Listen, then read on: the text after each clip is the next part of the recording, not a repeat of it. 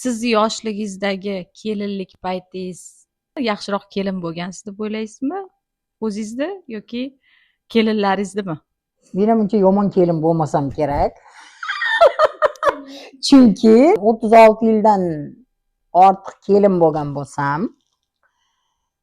hech qachon qayinsinglim, qaynog'am, ovsinlarim bilan umuman seni menga bormaganman hech qachon. Bu bir. Qayinnam bilan balkim boshida bir tushunmovchilik bo'lgan bo'lsa, bir martami sal menga qattiq gapirgan bo'lish kerak. O'shanda ham meni главный prinsipim umuman gap qaytarmaslik. Chunki gap qaytarmasang, bo'ldi, o'sha odam gapiraveradi, keyin to'xtaydi. Shuning uchun men eslolmayman qayinnam bilan ham aytishganimni yo meni urishganini, yo men biron narsa deganimni, yana ham bilmadim, balkim ulardan so'rarmiz qachondir. Lekin точно bilaman, qayinsingil, qayinopamlarga men hech qachon yomon gapirmaganman. Ular ham menga hech qachon yomon gapirmagan. No, hozirgi kelinlar qanday demoqchisizlar?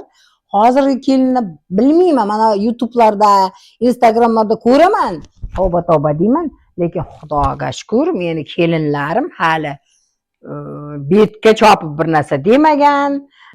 Sizniki noto'g'ri yo meniki to'g'ri demagan. No, shunga ham Xudoga shukr, shuning uchun o'zlar по сравнению deydi. Po сравнению, shuning uchun Lekin ozgina dangasaroq bo'lgansiz. Dangasa bo'lgan deya olmayman, chunki men polностью qayinna bilan yashamaganman-da. Men o'zimiz yashaganmiz. Chunki qayinna bilan yashasangiz, qayinna bilan ozgina напряженный bo'lasiz. Отдельно yashasa odam bemalol bo'ladi. Xohlasa uyini tozalaydi, xohlasa tozalamaydi, xohlasa ovqat qiladi, xohlasa qilmaydi.